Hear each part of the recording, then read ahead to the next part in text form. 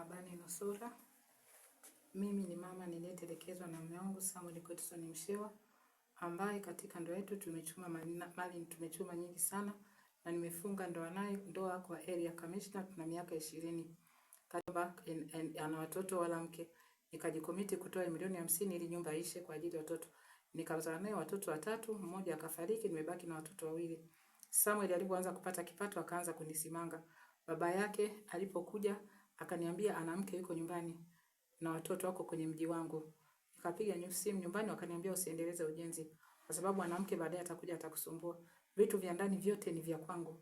Sasa hivi anza kushika hela, akawa anaanza kunitesa, kuninyanyasa sana, kunishikia bastora, mara kuninyang'anya watoto bila ridhaa yangu mimi mwenyewe. Mtazamaji wa chaneli ya Nurwa Edward TV, ni kukaribishe kwa mara nyingine tena kwa ajili ya kupata taarifa mbalimbali, na leo ninaripoti kutoka katika jiji la Arusha na kukupa taarifa inayohusu wanandoa wawili waliotengana na kupelekea kuwa kama maadui, wakati huo walioana kwa mapenzi makubwa. Ndoa gani hiyo?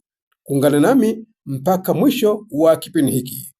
Mimi naitwa Yakub Simba, nikualike kusikiliza taarifa hii ya Mwajuma nusura dhidi ya mume wake Samuel Godson Mshewa. Mwajuma, habari nusura. Mimi ni mama niliyetelekezwa na mume wangu Samuel Godson Mshewa, ambaye katika ndoa yetu tumechuma nyingi sana, na nimefunga ndoa kwa area commissioner. Tuna miaka 20. Katika maisha yetu alivyokuwa kipato cha chini, mimi nilikuwa na mshahara mkubwa. Nikanunua uwanja milioni 1, na nilipomuuliza hana mke wala watoto, nikatoa na material milioni 50. Nyumba akawa bado asemi kwamba ana watoto wala mke. Nikajikomiti kutoa milioni 50 ili nyumba ishe kwa ajili ya watoto. Nikazaa naye watoto 3, mmoja akafariki, nimebaki na watoto 2. Samuel alipoanza kupata kipato akaanza kunisimanga. Baba yake alipokuja akaniambia ana mke yuko nyumbani na watoto wako kwenye mji wangu. Nikapiga simu nyumbani, wakaniambia usiendeleze ujenzi kwa sababu mwanamke baadaye atakuja atakusumbua. Vitu vya ndani vyote ni vya kwangu.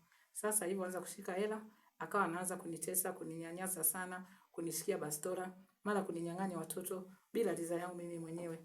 Nyumba haikuisha, nikaongezea tena milioni 1 amalizie nyumba ya watoto. Nyumba ilipoisha, nikamwambia twende tukaangalie, akasema hapana, tutakwambia siku ya kwenda. Na alipopata hela akaanza kunifanyia fujo kazini. Mimi kazi narudi saa nyingine usiku, analeta fujo kazini, saa nyingine napigwa na viva, siendi kazini. Kakaangu akaniambia acha kazi, mzungu akijua atakufukuza kazi. Nikaacha, nikapata NSSF milioni 2. Ile milioni 1 nikatoa tena kuweka vyoo na mapili na nini. Baadaye akaenda akaweka awala kwenye nyumba niliyojenga mimi na yeye. Kwa kweli alivyoingia ile awala alinipiga sana na watoto. Usiku wa manane akanitoa akabeba vitu vyote ndani. Nikabaki nalala kwenye chaga na watoto. Siku nikaondoka nikaenda Sento kwenda kuripoti, lakini sikupata ushirikiano kwa wale maskari. Nikaenda kwa RPC, jina nimemsahau, akanisaidia, akakamatwa Samuel akaja, maana alinipiga sana na kunitoa na nguo ya underskirt tu, na watoto wana hata mashati juu. Akawekwa siku 14, alipotoka akaambiwa kutoka tunamuingiza huyu mama kwenye nyumba yake. Sasa ni kweli nimejenga na huyu mama. Akasema sawa, na mama mdogo akaja, akaambia umejenga na huyu, mbona mtoto wewe sasa umemnyang'anya nyumba? Sasa nitamjengea, nisipojenga atachukua hii nyumba maana nimejenga naye. Akamwambia sawa. Na vitu vya ndani ya kurudisha, nikarudisha mimi kwa pesa yangu vitu vingine, ili nilale na watoto mahali pazuri. Tukaenda hivyo, nyumba ile ya kuendelea kunipa, akaendelea kunitesa, kunitishia masilaha. 2022 nilikuwa naumwa kwa sababu alinipiga na pampu ya visima. Sasa ameniathiri sana shingo. Sasa hivi niambia nipige CT scan, lakini sina uwezo, damu inatoka puani, nikaongezewa damu. Nikawa sina msaada, watoto wangu ndio wananisaidia. Akabeba watoto wanakwenda kanisani nikiwa hoi. Kaniacha hapo ndani, funguo kaninyang'anya, simu zote. Nguo zote alichukua akanikuta jikoni. Sina nashindwa kutembea. Akanisafirisha kwenda nyumbani peke yangu. Nyumbani walishangaa sana sababu nilikuwa siongei, sijiwezi, wananibeba tu kunipandisha kwenye gari. Akanipa nguo 3 tu zote za kuchanika. Nikamwambia hizi, akaniambia atakao kulelea watoto wako ndio atakao vaa. Kila kitu kilibebwa ndani siku hiyo nilipoondoka mimi. Sasa niliposikia watoto wamepeleka kwa yule mwanamke, nikarudi, nikauza vitu vyangu, nikawa siongei na watoto wala yeye anipokelee simu. Nikarudi nikaanza kupambana. Nikaenda nikaita wadhamini wa ndoa, wakamuita wakasema tumemshindwa. Nikaenda dawati sana, tumemshindwa. Nikakutana na Makonda Kilombero, akanisaidia mkuu wa mkoa, akanipa na hela kidogo maana nilikuwa katika hali mbaya. Nimekwenda katika mwisho wa sasa wa hukumu, nikachukua vitu vyangu vya ndani na pesa yangu, ambaye usimpe vitu vya zamani, nipe vitu vyake vipya. Akasema sawa. Na watoto wakaja kujua, akasema niliwaacha miaka 10, kwanza watoto wanipendwa na mpendo yule mama wa kambo. Nikamwambia nisiwachukue watoto wangu, naomba waje waongee. Watoto wakaja. Wakaomba yule mdogo, tunaomba baba na mama watoke nje. Watoto walitoka wanalia sana, mama aliniambia watoto wachoeli waongea, beba watoto wako, ina maana watoto wanateseka. Nikamwambia sawa, naombeni vitu vyangu. Mara pili nimerudi, akajibu sitatoa kitu chochote na mnifanye kitu. Pesa ninayo na serikali iko kwenye kiganja changu. Wakaniambia ndio majibu hayo aliyojibu mume wako. Nikamwambia sawa. Nenda mahakamani. Kwenda mahakamani nachukua barua, wakasema barua hamna. Sasa niende wapi? Nikarudi kwa Makonda kwenda kumwambia. Nikamkuta Makonda yuko nje ya nchi anatibiwa. Wasaidizi wakampigia simu Samuel. Akasema sitatoa document wala vitu vya huyo mama wala watoto. Akija Makonda nitakabidhi mpaka nyumba ya huyo mama. Maana nimejenga na huyo mama. Wakaambia mama anateseka, akasema sijali, akakata simu. Wakamrudia maana pia akasema nilivyoongea ndivyo hivyo. Kaambia sawa. Nikaenda kwa ndugu zake, wakasema hapana, tunamuogopa. Ndugu zake wengine wako idadi, tunamuogopa. Kaambia sasa nakwenda wapi? Nikafungua kesi Malomboso. Akanisainisha pale barua Malomboso. Aliogopa sana wale wamama wakali sana kwa kina baba wanaonyanyasa kina mama. Wakashindwa, wakaniambia na saini barua hapa. Kwa nini hajampa balozi, kuna nini huko anakonipeleka?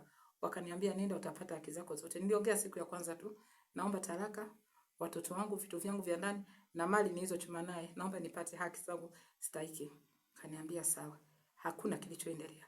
Baraza la wazee Lemala, nilipoenda kuchukua barua ya mahakama, nilikutana na wazee wa baraza, walimuita Samuel. Mama huyu kachangia nini kwenye nyumba? Akasema asilimia kubwa sana. Sasa unampaje mama nyumba? Akasema nitajenga. Nyumba ni ile ile tu. Wakaambia basi mama anaweza akaamua kwamba hii nyumba iuzwe kwa sababu yule aliyeniambia mawazo akanyanyuka anataka kuleta fujo, akasema napiga simu Dodoma. Nuru Edward TV imekutana na mwanandoa Mwajuma Nusura ambaye alifunga ndoa na bwana Samuel Godson Mshewa. Wote hawa ni wakazi wa jiji la Arusha.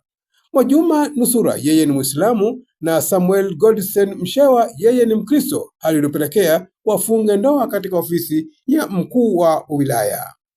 Mwajuma Nusura kwa sasa anamlalamikia bwana Samuel Godson Mshewa kwa kumtelekeza kindoa bila kumpa talaka na kumnyang'anya kila kitu kama sehemu ya mali, ikiwemo nyumba moja pamoja na magari matatu. Magari hayo ni aina Suzuki, Balloon, Cruiser pamoja na kiwanja kilichopo eneo la Ngulelo katika jiji la Arusha. Huyo mwanamke nimeishi naye miaka kama 18 au 17. Akaondoka, watoto walipoenda boarding wote wawili, yeye akaamua kwenda kwao.